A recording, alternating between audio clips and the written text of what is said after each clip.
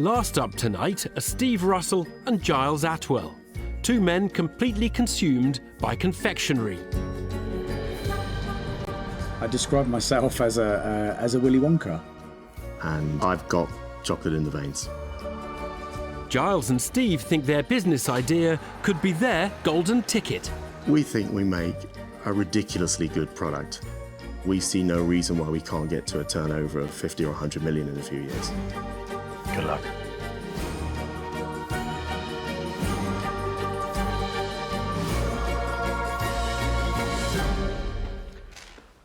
Hi there, Dragons. I'm Steve Russell. And I'm Giles Atwell, and we are the Fresh Chocolatiers. We're here today to ask for £90,000 in exchange for 9% of our business. We have over 30 years between us working on world-famous chocolate brands, and I have a 100-year family history in chocolate. We take chocolate to a whole new level. We use a shed load of sustainable cocoa. We use a drizzle of organic honey, a pinch of Dorset sea salt, a generous dollop of organic cream, and absolutely no palm oil. So you keep our products fresh in the fridge. Our most popular selling pack is our triple pack, and that retails for about £19. As they say, the proof of the pudding is in the eating. Dragons, would you like to try some? Absolutely. Can I check, is there milk in? Yeah, unfortunately. Darn, this is going to be like torture, isn't it? You're going to give all of them the chocolate and I'm going to have to watch them. Just put those ones here. Restaurant quality, fresh and chilled chocolates for the home market is the brainchild of Giles Atwell and Steve Russell. Thank you. Cheers. £90,000 is the amount the entrepreneurs are asking for in return for 9% of their business. Peter Jones is first to quiz the sweet treat twosome. Steve and Giles. Well, that's a good start to the pitch when you get chocolate. I was particularly hit when you said, Giles, you have a 100-year family history in chocolate. Yes. My grandfather began a chocolate business in 1921. He worked on the first choc ice in the UK in 1927. My dad carried on, but he's very much retired now, although he's fascinated with what we're up to. Yeah. When you spoke to your father about setting up a chocolate business, what did he say to you? I mean, his initial reaction was, "You're nuts," to be honest. Because, you know, why would you step away from a big corporate career and do something that's much riskier? Yeah, and what was the corporate career? I spent 14 years at Cadbury, and I was marketing director of a £500 million chocolate business in Brazil. Wow. And my background is I've worked in chocolate the last 20 years, first for Mars and then Cadbury. So I developed dark milk and the green and Blex Velvet edition. The last corporate job I did, we took the business from 50 to 100 million. And I think we back ourselves to be able to hit those numbers and more.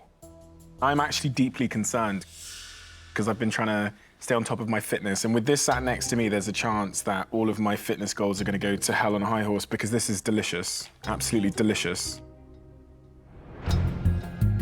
Their chocolates are hitting the spot, and Giles and Steve's heavyweight CVs have also gone down well.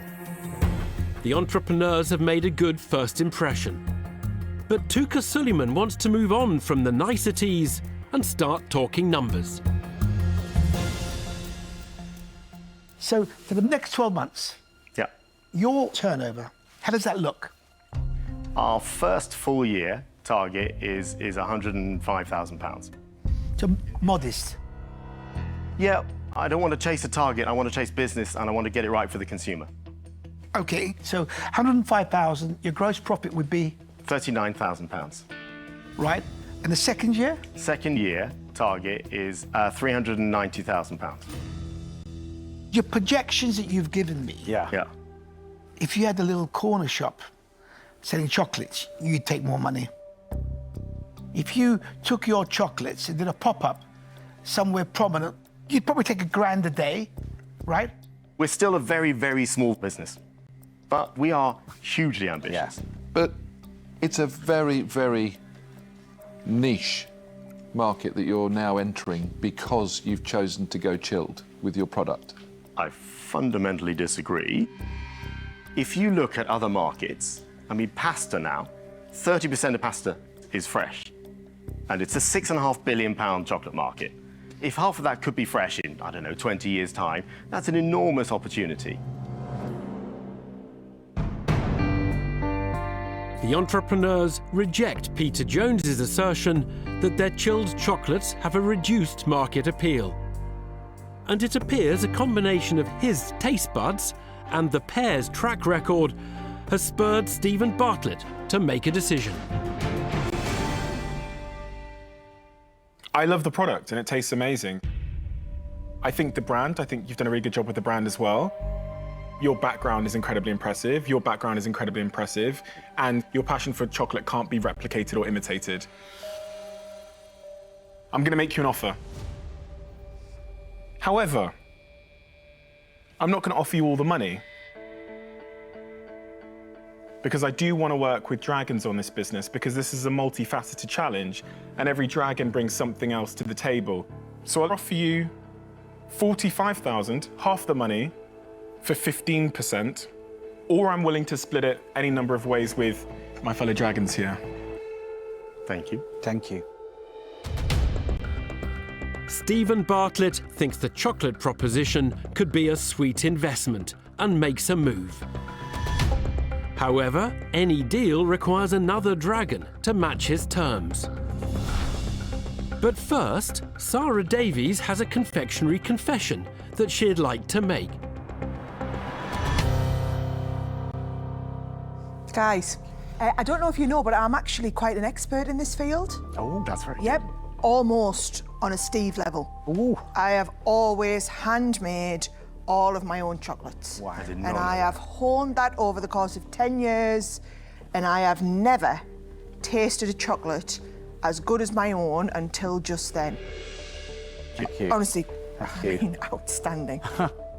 So I would also be willing to offer you half the money for 15% of the business. Okay. Thank you. Thank you. Thank you. Okay. You've got a good product. That, to me, is the most important thing. So I'm also willing to give you £45,000 for 15%. Thank you. Okay. Thank you. Thank you. Stephen Giles, I know that I can absolutely nail this for you because I've introduced hundreds of millions of pounds worth of products into the retailers in the UK alone. But I don't believe that you would get such a huge traction without somebody, particularly somebody like Stephen, frankly, because this is very clearly a direct-to-consumer piece. So I'm going to offer you half the money for 15%. Thank you. Thank you very much. Thank you.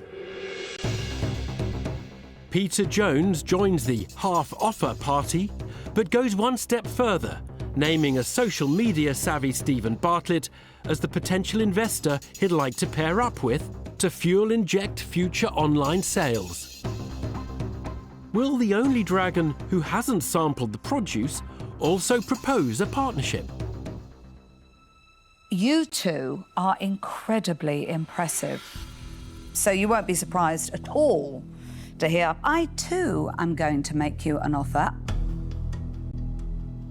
I'm going to offer you all of the money for 25% of the business, or I will offer you half of the money on the same basis as the other dragons, so for 15% of the business. Back wall.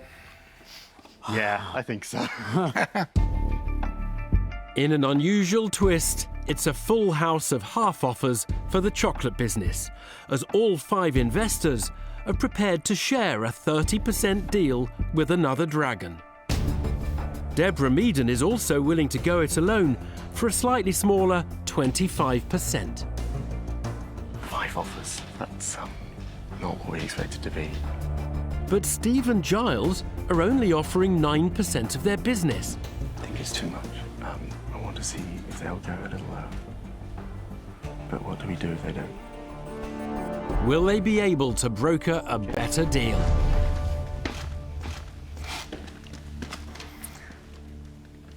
We're blown away by having 5 offers. And we would love to work with dragons to make this happen. The but from us is it's way too much of our business. What we put in as a percent is where we would like to be. And we're therefore a long, long way apart. We won't give up a big chunk of our business. I would personally be willing to drop to 10% for my half of the money, 45,000. I don't know if there's any... Yes, I'd be prepared to do that. I would also be willing to do that. So I will also go for 10%, 45,000. I would love to have a lifetime's free supply of those chocolates. So as long as that was thrown in with the deal, Obviously. you could count me in. Yeah. There's a psychological point about 20. We have our new hazelnut and our orange in the fridge. If we give you a taste of our new products, can we get a % off? Oh, he knows right how to go for me, doesn't he? Giles, did you just value 1% of your business as a hazelnut chocolate? Yeah. He did, yeah. Yeah, I did. And 1% for orange. As an orange. That was that's what I'd like to do. Giles, Steve, do you know what? I'm actually going to withdraw. Because if you can't go yes at the end of this deal, there's no point doing it. So I'm going to gracefully withdraw and say I'm out. All right. This is not an easy conversation. But the opportunity that most excites us is you two here, the combination of the retail and the social. That combination for us feels very strong. On that basis, I'm not going to stand by and be an option. So for that reason, I'm out.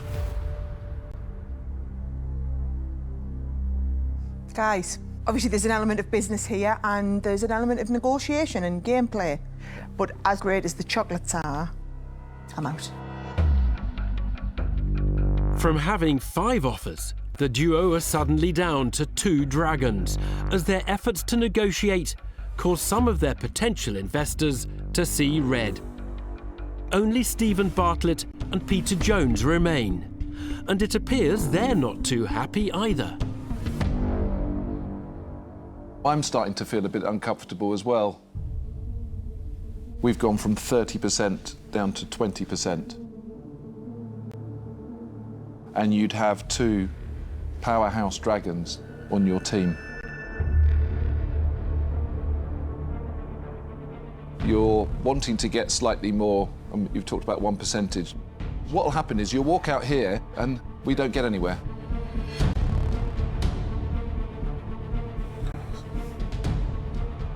All right, we'll go with 20%, and we'd love to work with you, Peter, and you, Stephen. Yes! That's the yes we want. I'll be a customer. Thanks very much, guys. Thank you. Thank you. Well done. After going down a very rocky road, the chance-taking chocolatiers finally chalk up a deal. They leave the den with the £90,000 they were seeking and 2 sweet-toothed dragons very much on board with their business. We never expected that. We never dreamt of that. I do feel very much like a real-life Willy Wonka, yeah. They've made me feel that today. You are going to be fat as a house, Mr. Jones. I'm so pleased you said going to be. Yeah.